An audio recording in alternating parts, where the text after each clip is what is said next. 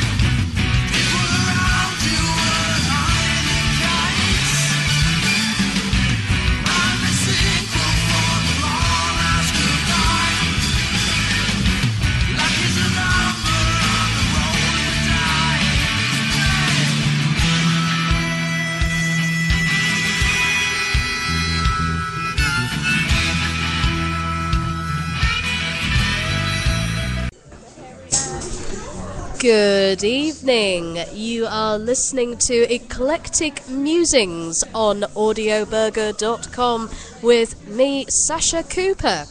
Now, if you've just tuned in, we are literally at the halfway stage for Season 2, and oh boy, have we got some exciting guests lined up for you this evening.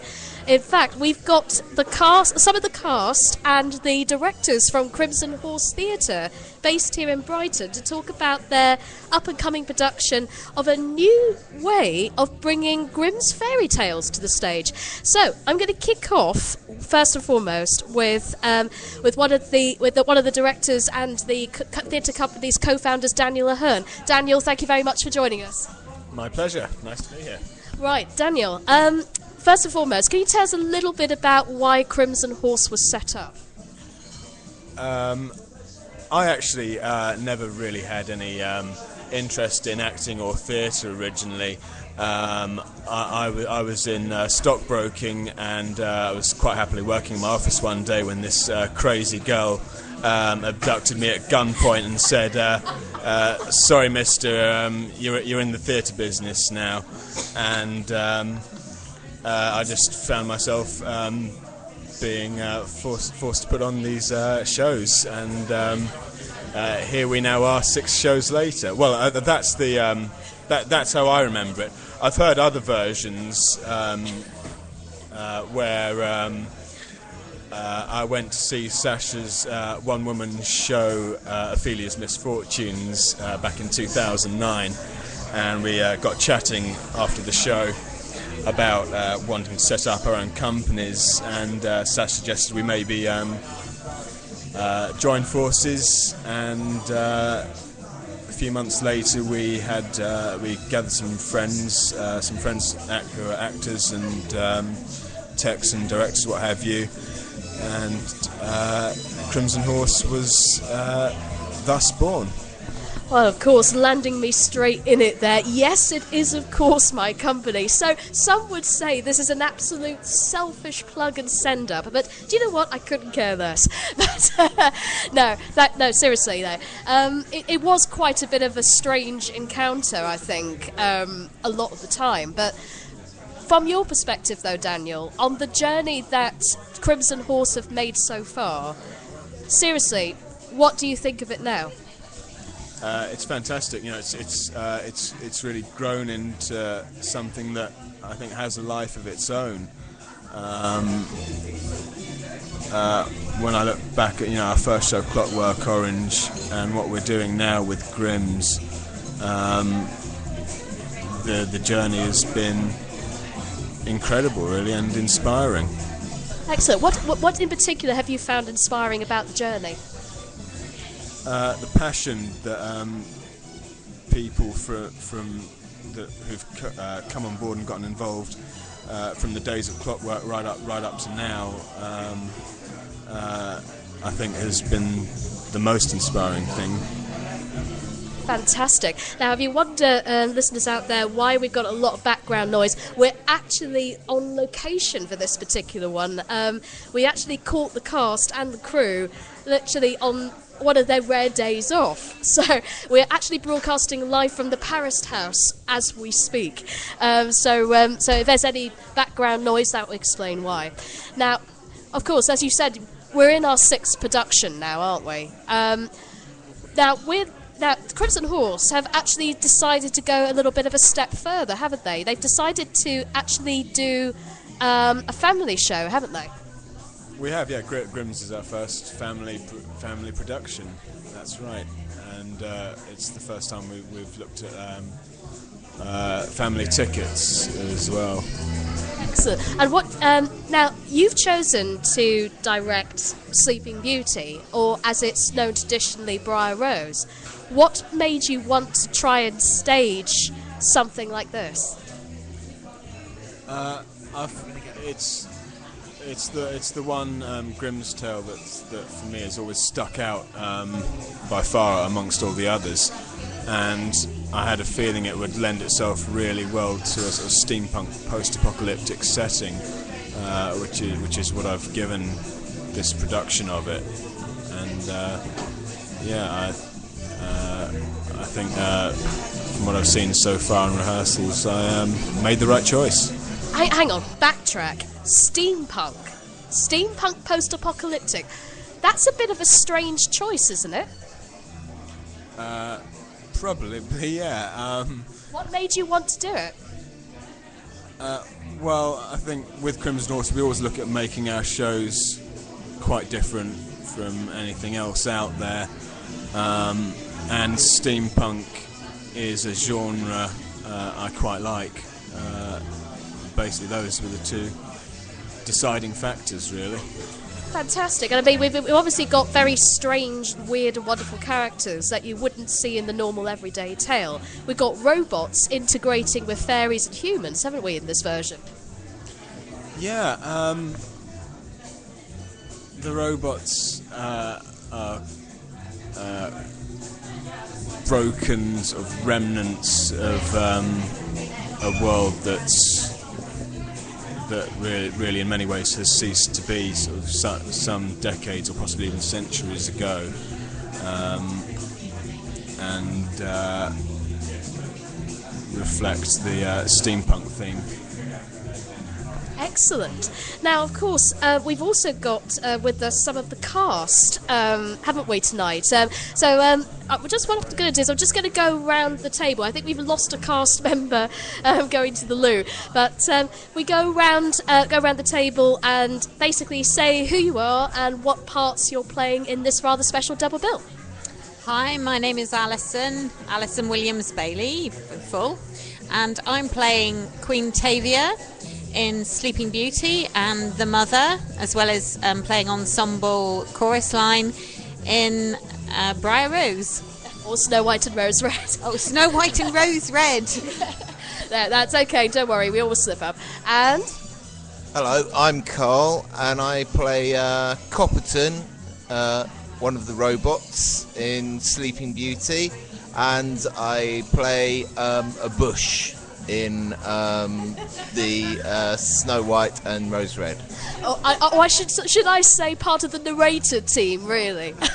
now, those of you who have been with this show since day one, you will probably recognise the dulcet tones of Carl Anderson.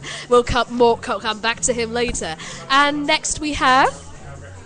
I'm Emma Ruggins, and I'm playing Briar Rose in Sleeping Beauty and Rose Red in Snow White and Rose Red. Fantastic. And the other actor who will be back with us shortly is called Barry O'Day, and he is playing King Pelion in Briar Rose / Sleeping Beauty, and he's also playing the villain Ecole in Snow White and Rose Red. Now, let's kick off with the wonderful Alison Williams Bailey first and foremost. Now, this is a very unusual opportunity for you to branch outside of your own comfort zone, isn't it? Because you run your own theatre company as well, don't you? Yes, I run my own company. It's called Root and Branch Theatre Company. Uh-huh. And what sort of things do you usually do in your sort of work? Well, Root and Branch Theatre Company is quite a unique company because we do a lot of work with folk forms and folk arts, and we tell a lot of folklore legends in theatre. And so we've been taking a lot of folklore and making them into theatre. We did a play on the dragon folklore of West Sussex. That was our last production. And before that, we did a show called Story of the Wells, which was telling the story of the healing wells in Tunbridge Wells. So already you were quite familiar with a lot of different folk styles before you came on board? Yes, I'm familiar with the folk styles. We like to use a lot of animal guising, which is dressing up in dragons and horses, and using those in our plays and in workshops that we do. We've worked a lot with children, though. We've mainly been doing plays for younger audience in primary schools, and as well as lots of other kinds of places to play, venues, and different events and festivals. So we've done quite a lot of different diverse things.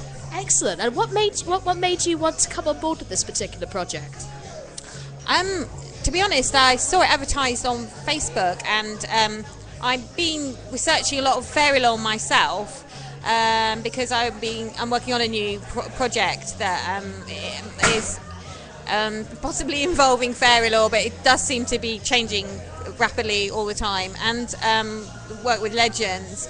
And I saw that you were doing Grimm's fairy tales, and that they were looking for people, and I thought, well, why not?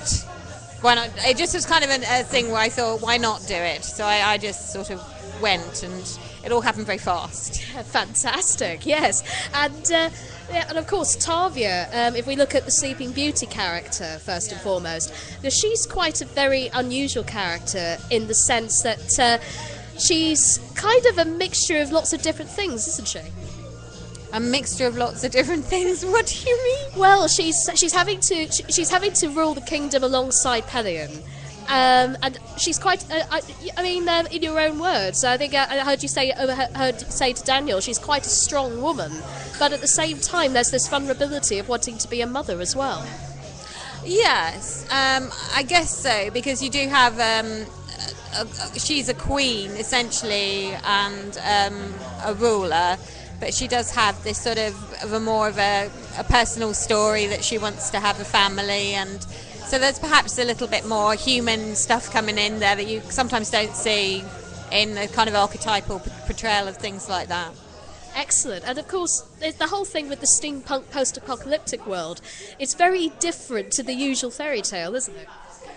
Yes, it is. It is different, but obviously I think with a lot of, if you look at a lot of what's going on in film and the media, a lot of those worlds are explored with fantasy, and it just hasn't really gone there with theatre. So maybe we should take it, and why should they play with it if we don't want to take it ourselves? Indeed, and it is. I guess then, from your perspective as a creative, then it's about pushing the boundaries, isn't it? Yeah, well, art is pushing the boundaries. That's what art is. So it's not really art unless you take it to those boundaries. Indeed, and more on Tavia and your role in the show in a bit. We now finally have our other actor who's joined us. Of course, Barry O'Day. We're looking at the Sleeping Beauty area first and foremost, because you play King Pelion as opposed to the wife of Tavia, don't you? Yes, I do. What made you be drawn to this particular project and character? I love the drama of it, the romance, the passion of it. Queen Tavia, King Pelion, this couple in this fairyland, this ancient land, and yet it's brought forward with this postmodern kind of apocalyptic kind of feel to it. It's a very interesting project. Indeed. Now, from your perspective, Barry, as an actor, how would you say Pelion is compared to you as a person in everyday life? Pelion is very concerned about his kingdom. He's very concerned about his subjects and about clearing out the land of this scourge of bad fairies and bad influences. He wants the best for his people, and he wants the best for his daughter. He's a very responsible king, and very noble, very honourable. I can't see anything wrong with him, really. Sure, he's got his bad points, but Yeah, because he is quite overprotective a lot of the time in his kingdom. I was just having a look through the script earlier. There's a bit of an incident, isn't there, of course, when he's encountering the evil fairy Maleficent. He doesn't like her at all. Why do you think that is? Well, she betrayed the kingdom, and she's bad news in every sense, and she's not wanted in the kingdom. She put a curse on King Pelion's daughter. She's really, King Pelion really needs to get rid of her. And in fact, I'd go further. I would want to get rid of her if I was King Pelion. Really? Now, out of interest, how would you get rid of Maleficent as you, Barry? As me, Yeah. I'd get her arrested. I'd do a citizen's arrest on her. Yeah. Because I think you can do that still. Yeah.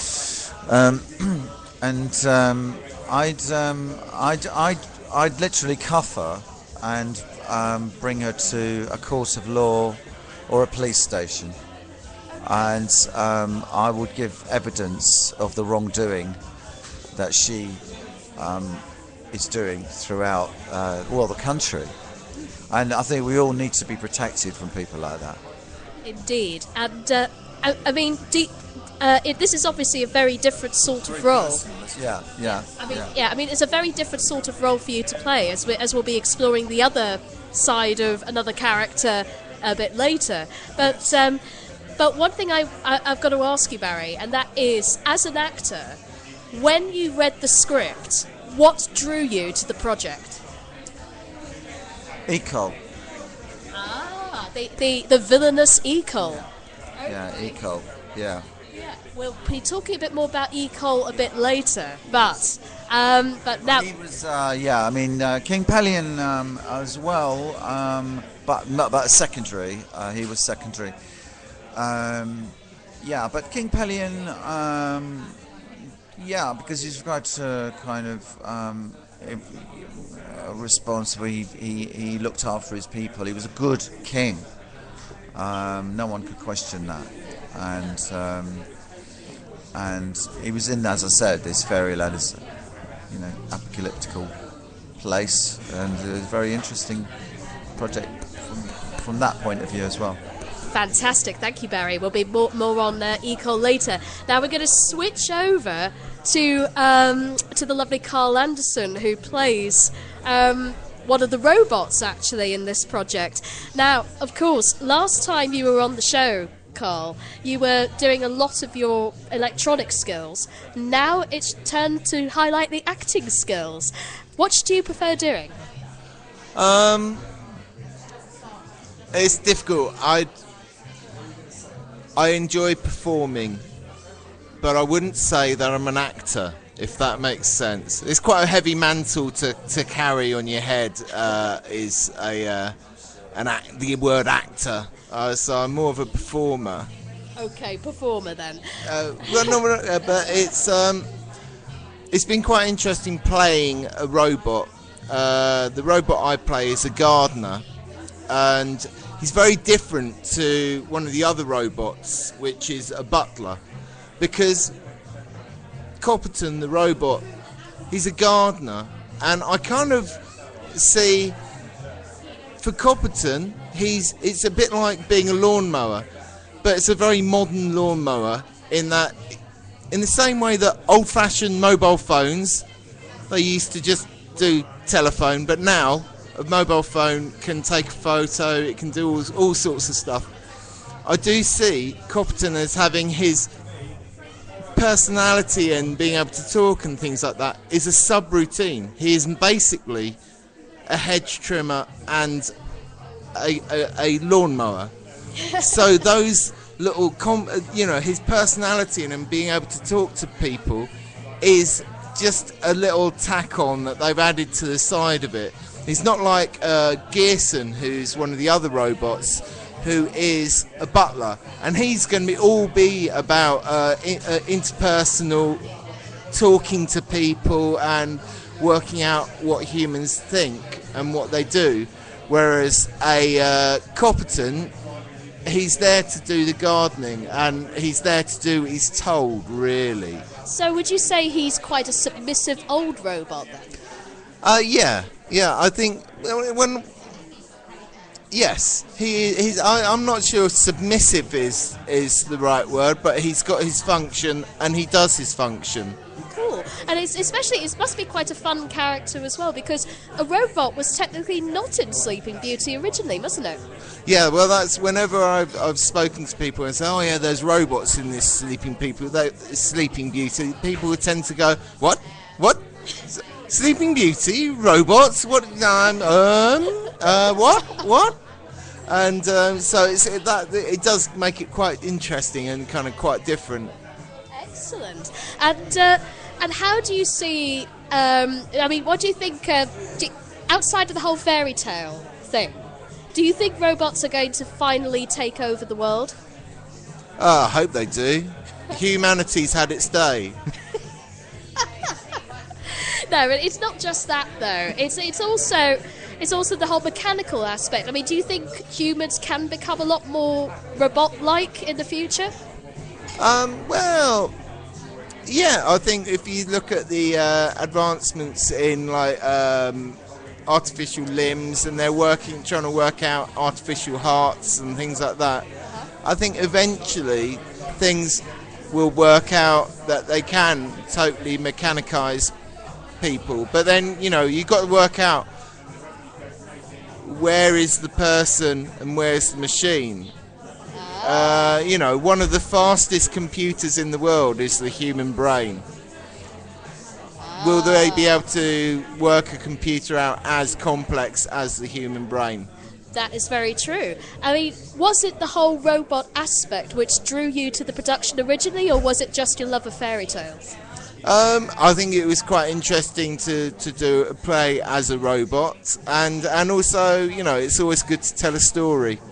Indeed. And of course you do play a narrator in the other one, which we'll get on to shortly. So thanks for that, Carl. And finally, the other wonderful actress that we have on board, of course, is Emma Ruggins, who, of course, plays Briar Rose herself, the Sleeping Beauty. Now, Emma, what brought you to Crimson Horse originally? I think I was just really interested in a theatre which was not only alternative but gave people opportunity to develop as actors and actresses themselves, which a lot of theatres don't actually offer. So it was nice to go to a theatre which was open-minded, gives you help in developing your characters, and just generally nice people, which makes a very big change from a lot of theatres in the acting world, to say the least. Now, of course, but I mean, it's not just the theatre company that you became interested in. What was it about the project that drew you in particular? It was just interpretations of fairy tales. I mean, fairy tales are told so often, and to put a new interpretation on something which has been told over and over again, and challenge people's perceptions on those fairy tales and how they can be interpreted differently through different types of theatre as well. Excellent. And now, Briar Rose herself, now she's quite, well, apart from the fact that you've obviously mimed the sleeping function, I mean, what sort of person do you think is she in this version? I think she's, while she's quite prim and proper as any princess is raised to be, I think she's quite an inquisitive character. So she does like to socialise with the robots and maybe push the boundaries a little bit too far, as obviously she finds out by falling asleep. But she is not just a typical whimsical girl. She, I think, understands more about the robots as well, and likes to make friends in the castle despite her parents' objections to things like that. So would you say she's a little bit of a reclusive sort of character then? Yeah, I think she tries to hide who she really is sometimes, but it's the nature of being royal, isn't it? You don't want to show who you really are. But yeah, I think she's a very proper character, but I think underneath she would like to explore a little bit more than she already does. Excellent. And okay, in your own words, what do you think is Briar Rose's ideal man? Obviously someone handsome, someone rich. Money's always good. Someone who can look after her and look after her kingdom as well, so it's not just her someone's got to look after, it's also the fact that she's got a kingdom behind her as well. So someone the family will get on with, and just generally Prince Charming to sweep her off her feet and rid the world of the evil that she's living in, really. Excellent. I mean, do you think she is quite a bit of a wild bird? At heart, I mean. I think some ways, yeah. I think she's quite caged with it. So I think she does want to kind of spread her wings and just find a very nice man to do so with. As if you come along, you'll find out if she does find that man. Well, if you guys come and see the show, you'll be able to find out. Now, I'm going to come back to Daniel here because we've just been talking. I've just obviously been talking to the cast, and all I can say is they've been talking.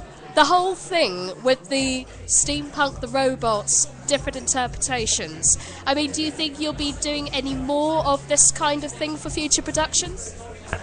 At some point, I mean, obviously, one doesn't like to, do the same work the same genre sort of successively too much. So we'll be looking at changing it up for the next season. The next season is going to be very different. But yeah, I think at some point, I'd love to come back to this genre. Just actually explore it that bit further. I mean, it is a bit of a strange. A lot of people out there who are listening will probably think it's a very strange sort of movement. But for you as a person, though, Daniel, what makes the steampunk post-apocalyptic theme that much more special than any other genre? The style and elegance of it, I think you take sort of all the sort of Victorian look, which just looks fantastic, but at the same time you make it futuristic and exciting, and take it into the realms of science fiction and fantasy. Wonderful. Now we're going to come back a little bit with Crimson Horse in a second, but we're going to kick off a little bit more with some music. One of our movers and shakers on audioburger.com is a lovely woman called Kerry Kelly, and this is a track which really and truly is inspirational in itself, and a lot of people, I think, will relate to this a lot. So for your listening pleasure, and before we return to Crimson Horse, we're going to leave you with Kerry Kelly and Living by Moments. Enjoy.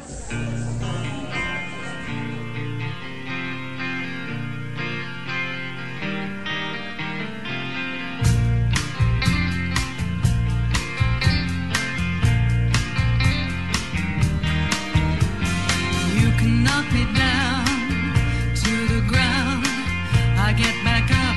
I'm living by moments. Another day, another round. You've got to laugh, just living by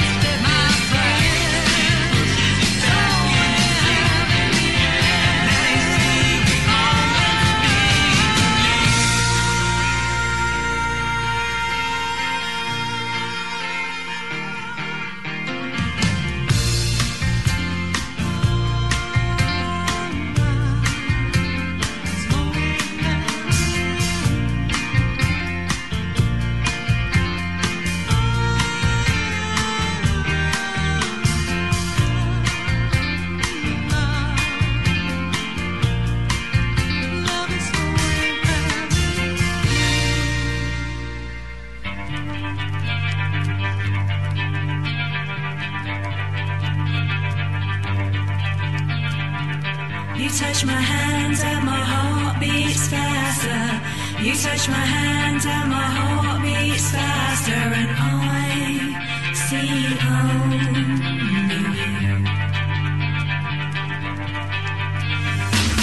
You touch my hand and my heart beats faster. You touch my hand and my heart beats faster, and I see only you. Take me away, take me away, because I wanna know heaven today. You touch my hand and my heart beats faster. You touch my hand and my heart beats faster, and I see only you. Take me away, take me away, because I wanna know heaven today. Take me away, take me away, because I wanna know heaven today.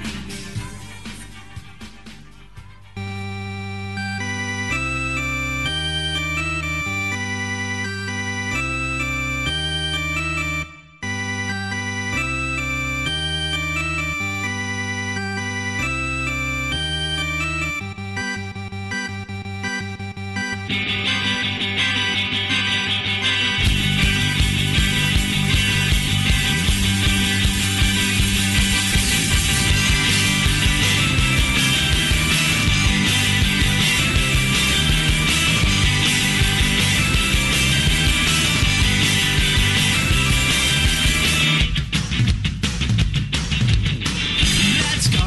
Another day, 9 till 5. See me tomorrow. That would stop. She'll take another line of your hands and me. Tomorrow that could stop. I know that she likes to play out. I know why she needs those 2 jobs. I know that she likes to play out. I know why she needs that non-stop. Go faster. Go faster. Go faster. Go faster. Go faster. Go faster. She starts Monday, she started in my team. She thinks someday she'll get on the big screen. She starts Monday, she started in my team. She thinks someday she'll get on the big screen. She starts Monday, she started in my team. She thinks someday she'll get on the big screen. She starts Monday, she started in my team. She thinks someday she'll get on the.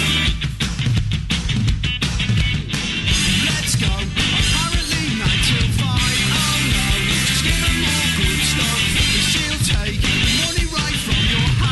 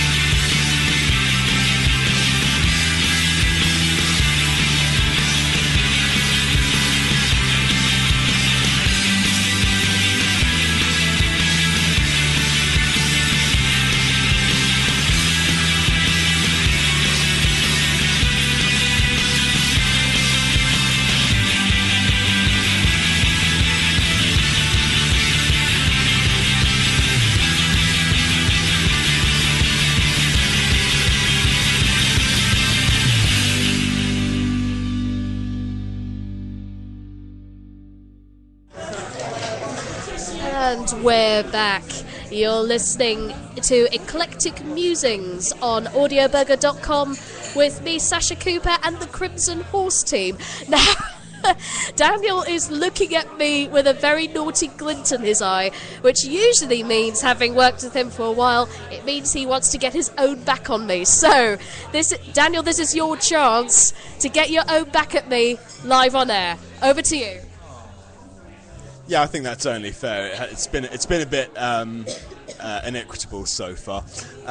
So let's start with something a little bit tricky for you, Sash. Sum up for us your own experience of Crimson Horse from its beginning up to where we are now. Oh, okay. Now that's been a very strange journey in itself.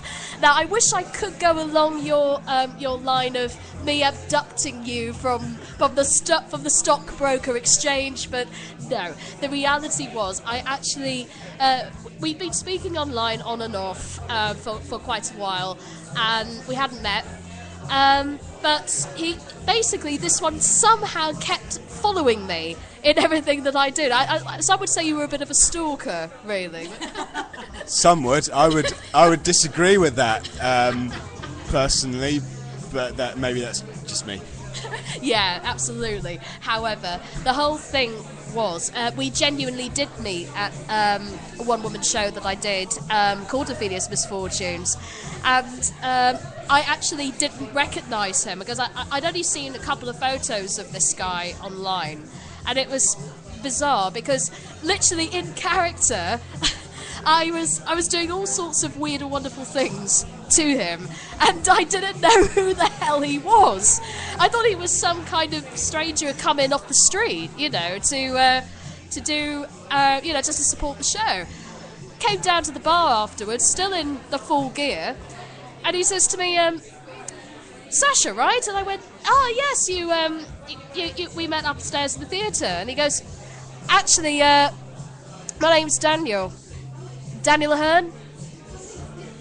And it was then the penny dropped. I was like, oh no.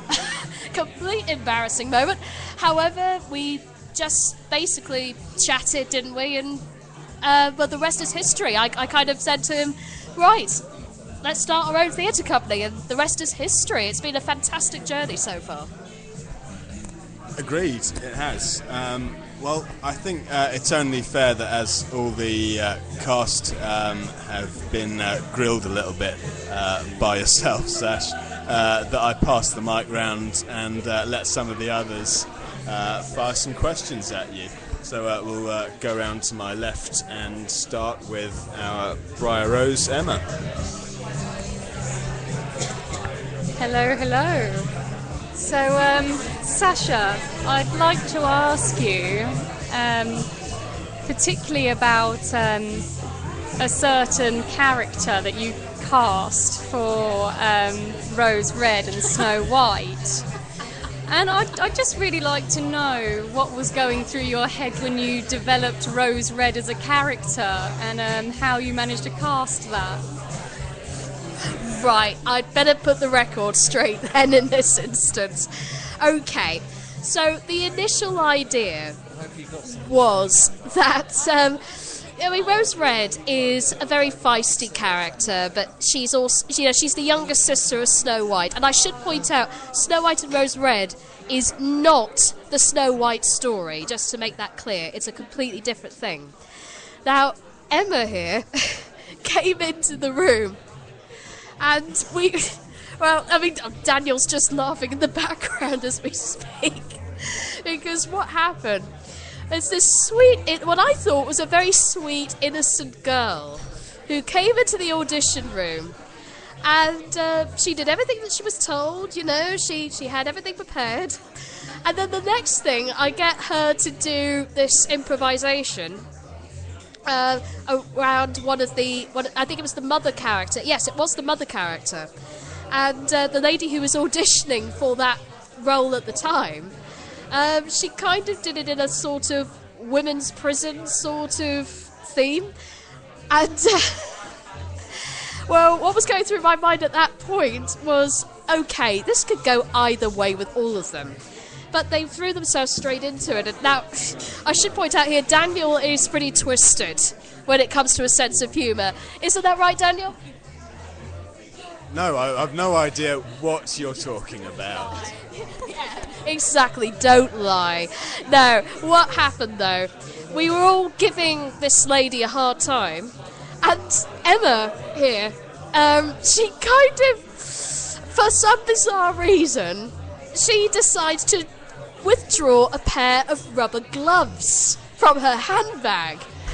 It was something to do with some drug reference that was going on at the time that just came up during the improvisation. And she was putting these on, and Dan and I are just looking at one another, and we, as we say in the trade, we're corpsing at this point, and we're trying to hold it together. But what made us really corpse, though, was the fact that Emma here, she then decides, once she's got the rubber gloves on, she then withdraws some Vaseline from her handbag. And I just thought, oh no, I mean, that was it. I just lost it right there and then. I mean, no, seriously, Emma, what was going through your mind when you withdrew the gloves and the Vaseline? I think I should talk to my solicitor about this.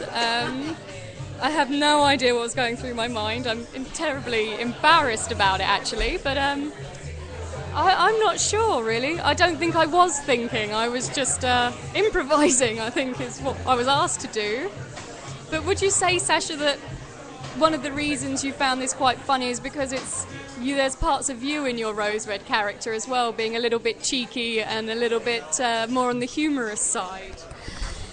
I guess that's so, actually, Emma, because Rose Red really is that cheeky, sort of vibrant sort of character, and that's essentially what I was thinking of when I cast the role. And well, despite the rubber gloves, you fitted. You fitted quite well. But we'll get more onto your character in a moment. Right, that is me officially embarrassed. Daniel, do you want to embarrass me any further before we get round to the rest of the cast? Embarrass you, let's see. I'll be nice. Just for a change. And hang on, I think one of our cast members saying, "Bring it on, bring it on." Bring on the embarrassment. Tempting, but I promised myself I was going to be nice on this one occasion. Sash, I would like to know what inspired you to create this physical theatre version of Snow White and Rose Red. Do you know, I think it's the whole thing that the storytelling element in all these fairy tales, and generally when it comes to theatre, is lost. And this is where you and I differ very much, because whilst you go down the traditional route of theatre, but yet do something different with it, I'm ironically doing something very different with it stage-wise, and yet I want to maintain the whole thing with storytelling, because that's what the Grimm's fairy tales were all about, and I know Alison would agree with me here. They were about the stories, weren't they? Yes, they were about stories. And they were great collectors of storytelling. Indeed, and that's basically why I wanted to do the whole thing with the storytelling aspect. And the fact that this tale is really inspirational with all these different characters that keep coming up with the woodwork. Talking of characters, we're going to give them a chance to have their voice. Now, coming back to Barry. Now we're going now remember, keep E-Cole in check. But no. If at some point during the interval that E-Cole does come out, be prepared, listeners. So Barry, what really drew you to the role of E-Cole?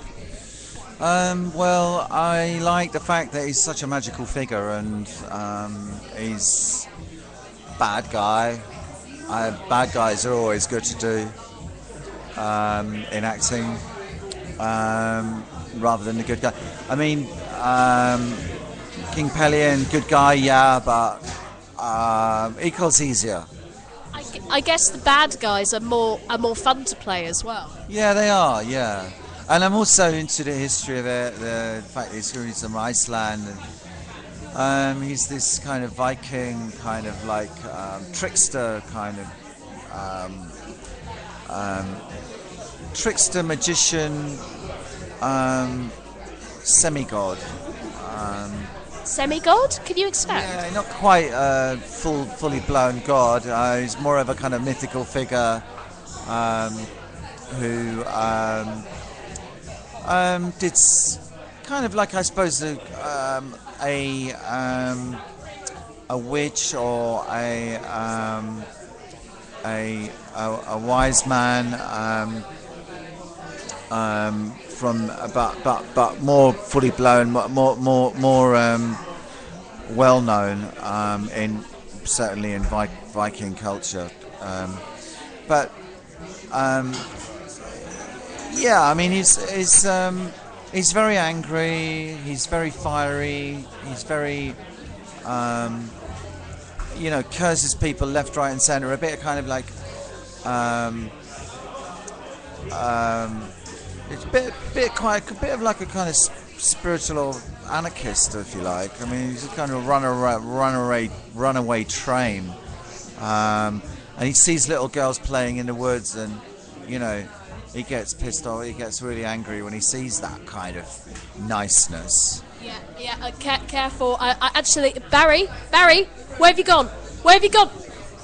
Ecol. Oh, no, ladies and gentlemen. Somehow Barry has managed to transform, and he seems to, right. Okay, we now seem to have Ecol in the building. Ecol, thank you, I guess, for joining us.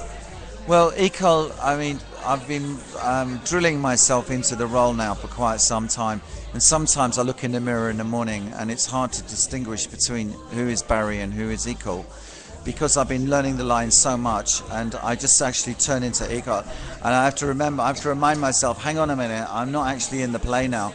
But hey, yeah, I mean, sometimes, niceness, I can't even say the word now, like niceness, without it coming out in this kind of sarcastic tone. And, I see things, around me, like fucking flowers and shit. Excuse me, sorry, language. We can swear, don't worry. Yeah, and stuff like that, and it really annoys me, and it really, and I know that Rose are continually winding me up. Talking of Rose Red. Should I say Ecol, not me? But then again, I'm getting getting a bit mixed up, and it's like I'm in therapy at the moment about it. Oh well, that's okay then. Yeah, it's paid for by Crimson Horse, so it's okay. It's just I'm dealing with it, though. I am dealing with it. Yeah, you are. Okay, well, Barry, thank you very much. Now, actually, whilst that little excursion took place, we have a little Rose Red moment. You were chucking some flowers at him there. Right, but seriously, though, got to focus a little bit. You said there were little bits of me in that character earlier. Would you say there were parts of you in Rose Red herself? Yeah, there are a few little bits, I reckon. I'm probably a little bit more cheeky, probably a little less cute in real life. But I do like chasing butterflies, and I think flowers are beautiful. And I do believe that Ecol is just actually a lost soul, and he really just wants to be loved. And I think Rose Red's the kind of character that understands that as well. Wants to be friends with everyone. Yeah. Now you say he's friendly. I mean, how different is she to the older sister, Snow White? Very different. Snow White is a lot more protective and a lot more level-headed, and she knows when to stop. Unfortunately, Rose Red doesn't really see a line in her life, and Rose Red just does what she wants to do. And every child should just run around and have fun, whereas unfortunately Snow White has more responsibilities. Fantastic. Now, one final question before we move on, Emma. I have to ask you, Do you find, like Barry, do you find that Rose Red is seeping into your life, or indeed Briar Rose, shall we say? Are they seeping over into your real life in some way? At night time, Briar Rose definitely does seep into my life while I'm sleeping. Rose Red more so during the daytime, and I find myself saying things which are either really sickly or kind of turning into a 8-year-old child again for no apparent reason. And I'm sure you can ask my mother about that. So she thinks I'm regressing, unfortunately, rather than progressing in life. But such is method acting, I suppose. Well, do you know, there's nothing wrong with embracing your inner child. And actually, talking of your inner child, I've got to come over to Alison again, because I've got to ask about the mother role. How different is she to Tavia? The mother role, they're like chalk and cheese. And how much so? As far as chalk can be different from cheese. Okay, so we've gone from the stately realm of Tavia in this post-apocalyptic world. What can we expect from the mother of these two lovely girls?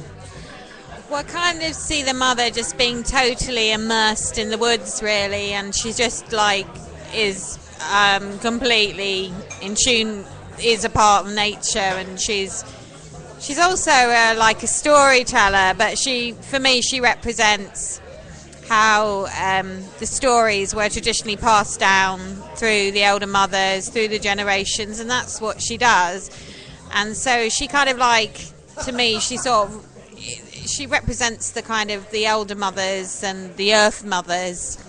So she's sort of like a voice from the older times. So it's kind of bringing it back to how things used to be, I guess.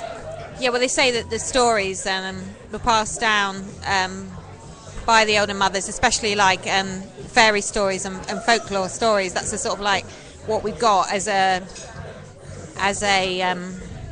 what's the word, what's left over from pre-Christian times. Oh yeah, sort of the ancient relics and that kind of thing. Yeah, and it's kind of morphed into the folklore legends and the fairy stories. So in some ways, some of the older mythological ways of thinking are there in the stories, and the passing down from mother to child, as you see that she does in the character, and it's really important. But the fact that she's so in tune with nature and kind of just immersed in it. She lives right in the woods, and I can see her just like sort of a part of the woods, you know.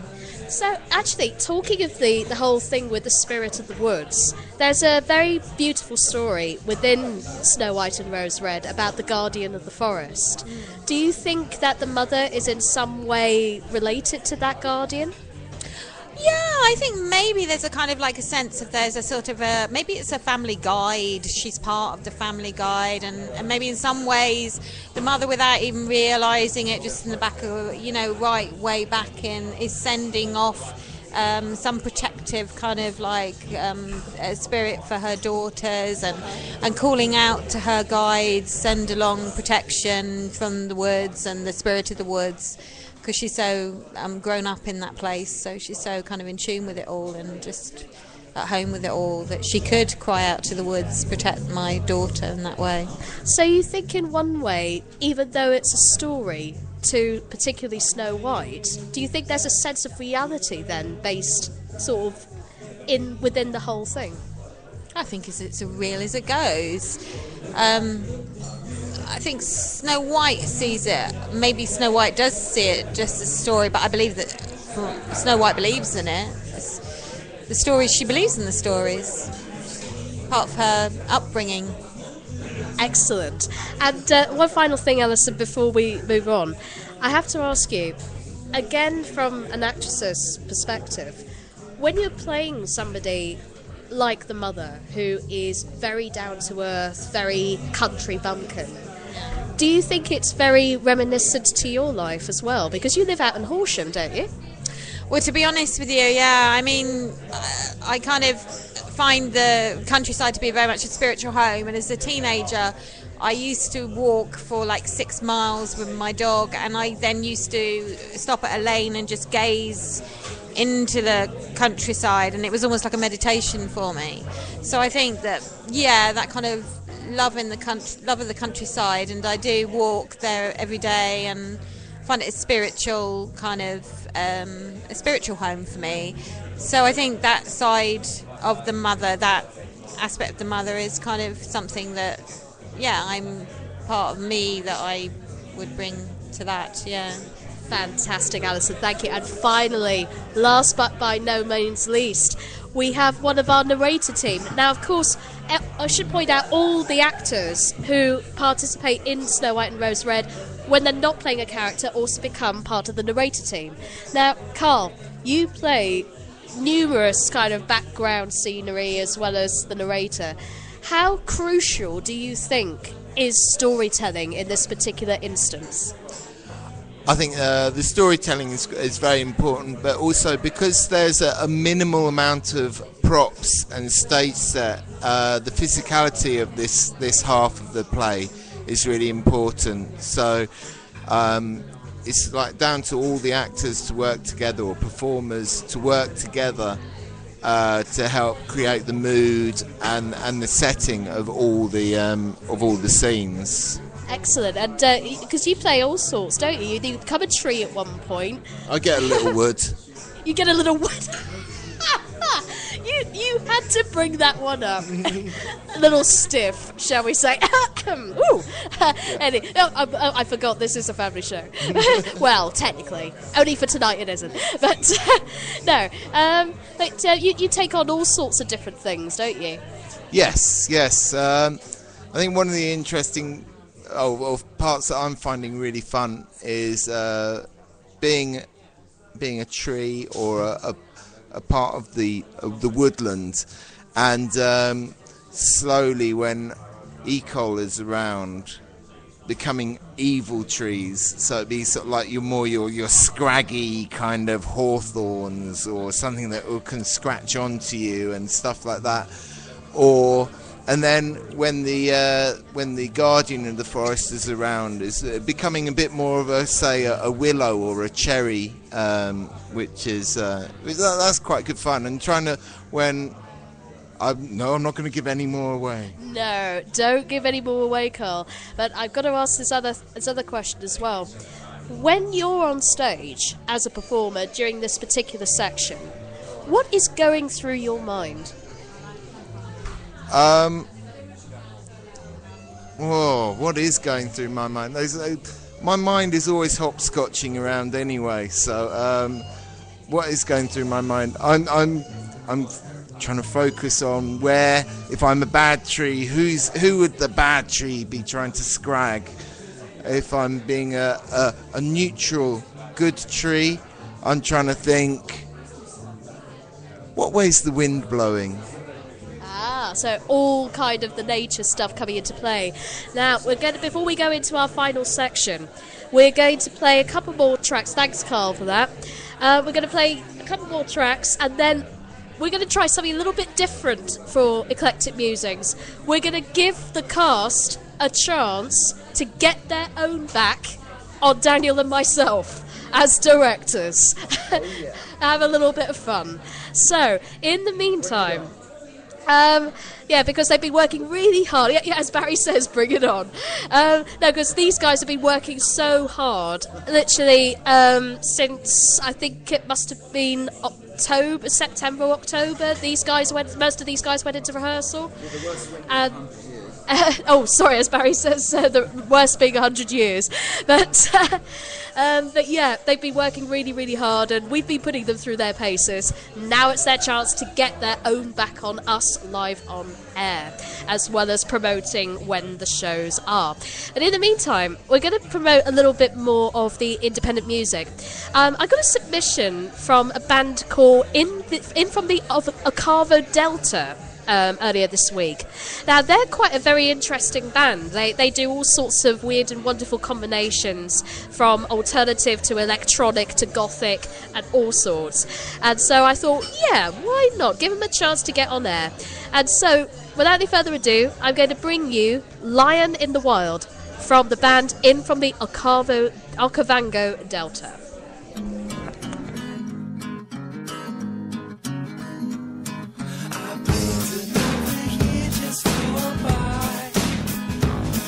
Now every night I'm sleeping with a tear in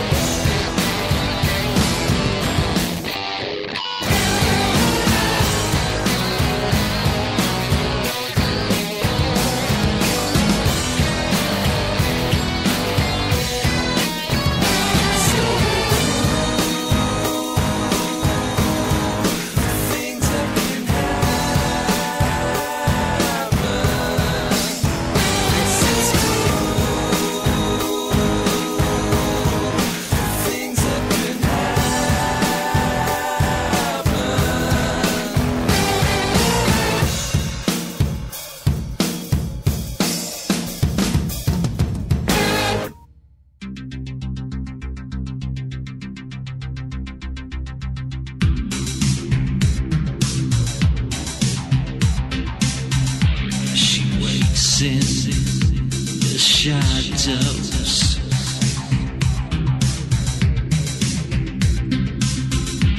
No one knows just what she knows.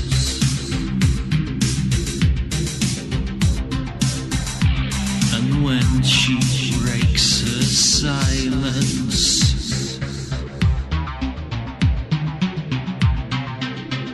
she's eloquently violent.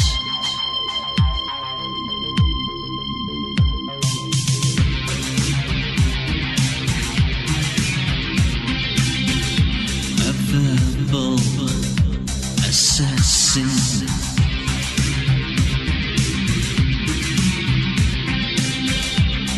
Words slip out in passing.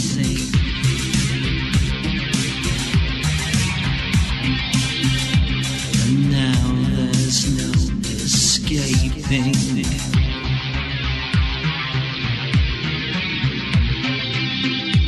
The deadly game she's playing.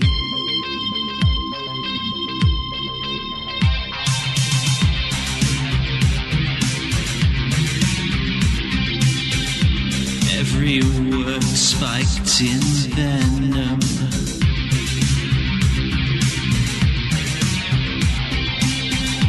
Her voice a deadly weapon.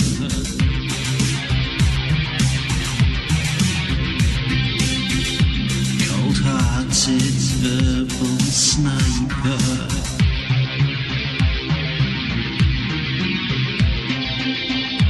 There's no way you can fight her.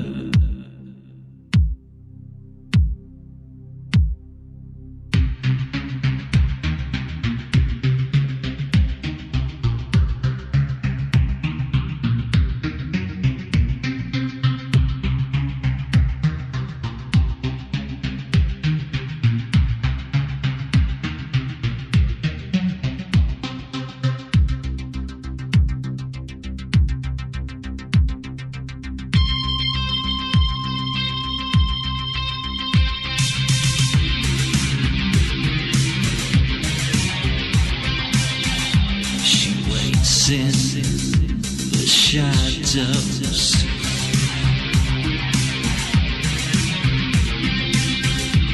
No one knows just what she knows.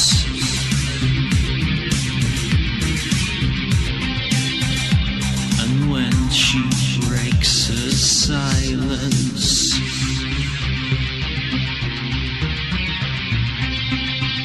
she's eloquently violent.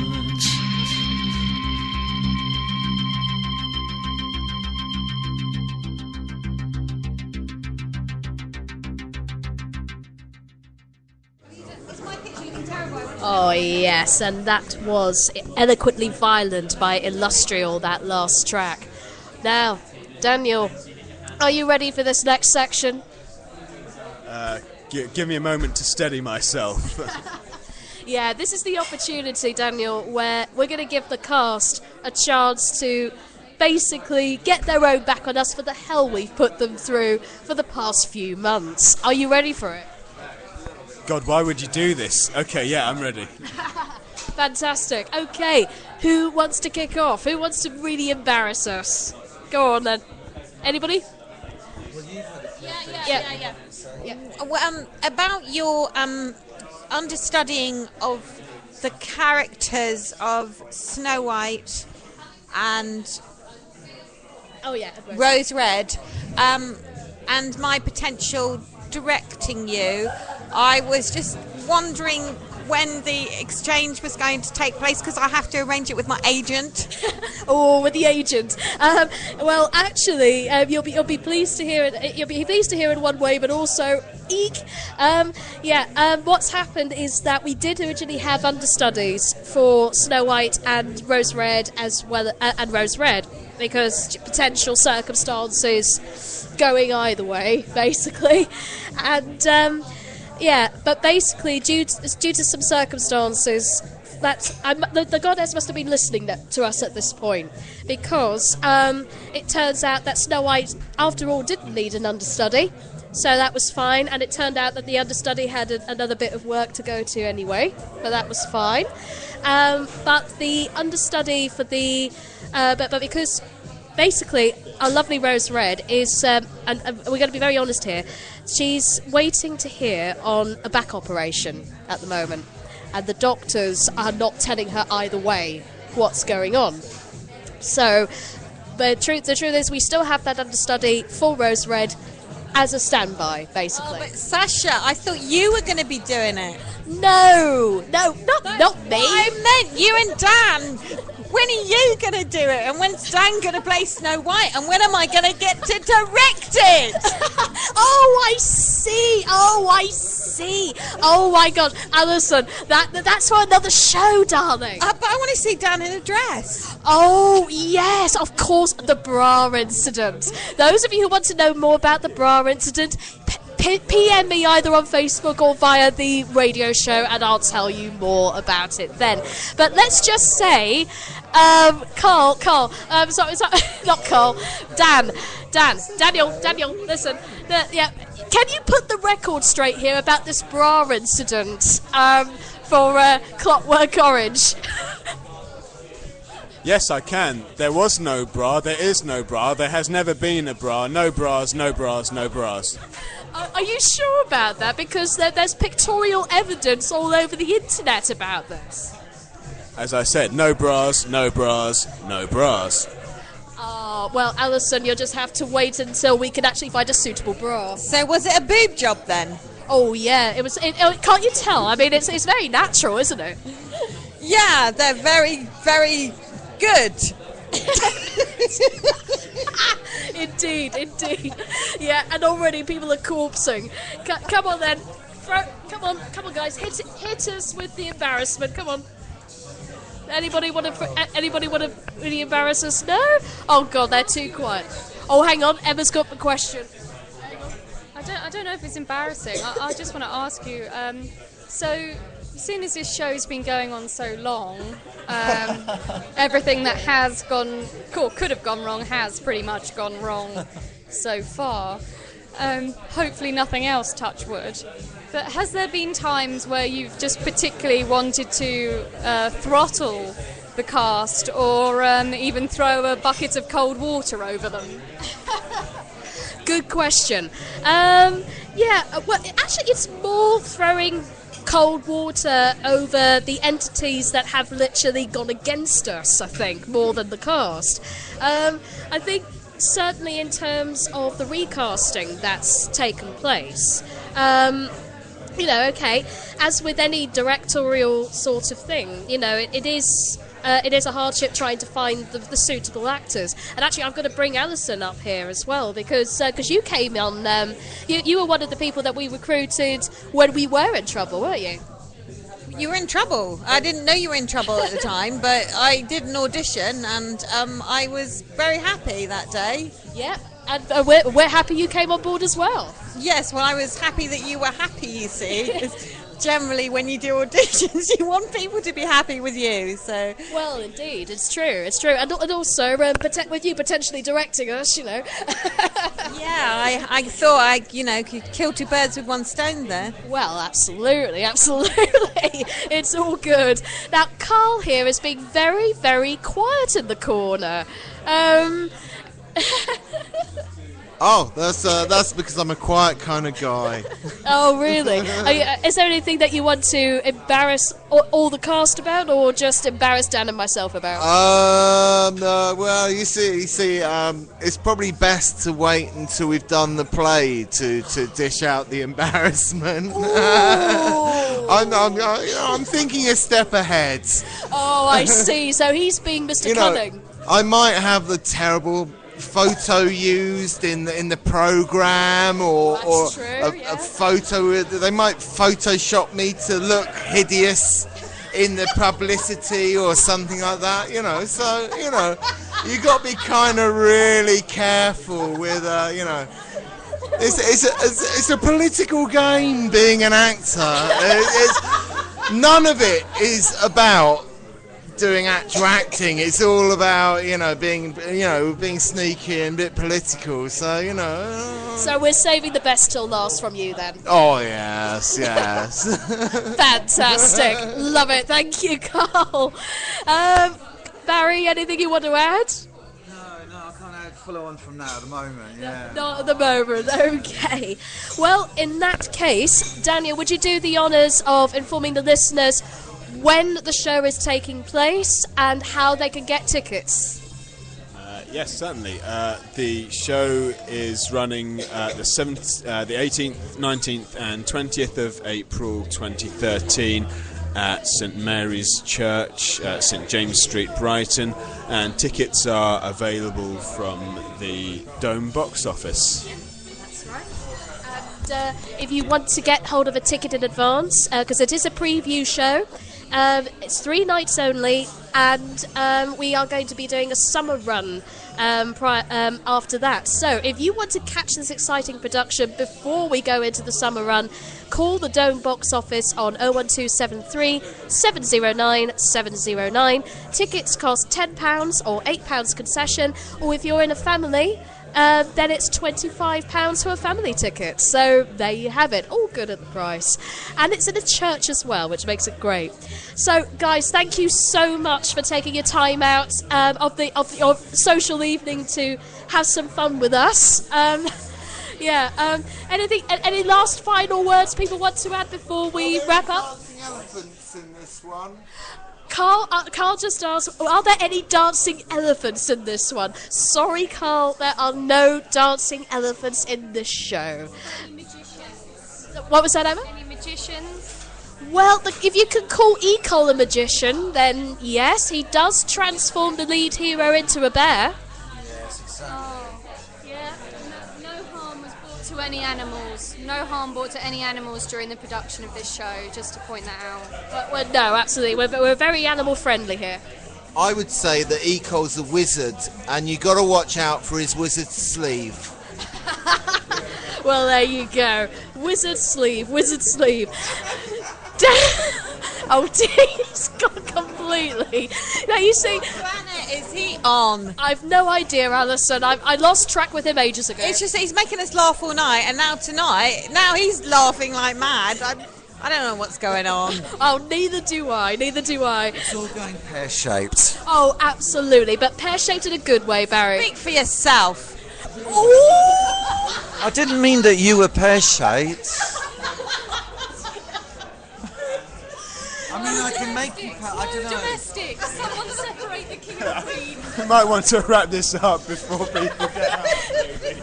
Well, yes, absolutely. Before it all gets crazy and out of hand. You're very juicy, but you're not pear-shaped. Oh! Thank you very much, Barry. Yes, thank you very much, lovely gem. And thank you very much to the cast of Crimson Horse, as well as Daniel, as well, for making this. I think that's going to be the most memorable interview I think I've ever done in my entire life. Hang on. Everyone's going really fruity around here all of a sudden, aren't they? I know. I mean, fruity's good. Anyway, talking of fruity, next week we have a very good guest on the show, in which we're going to calm down a little bit, but not quite, because we have the wonderful Dragorazzi de Jong, who is coming on the show. Now, she's a photographer with a difference. She not only photographs landscapes and anything that's gothic or alternative, but her speciality is drag queens. Yes, you heard it correctly, drag queens. So, now, there is going to be a section on the show where we are going to evaluate people. So, Daniel, you might be interested in this one with the bra incident. There was no bra incident. No bras. I don't know about that. Anyway, she's going to be analysing who are the best drag queens ever, basically. So I want you guys to send your pictures in of you guys in your best drag, i.e. male as female or female as male.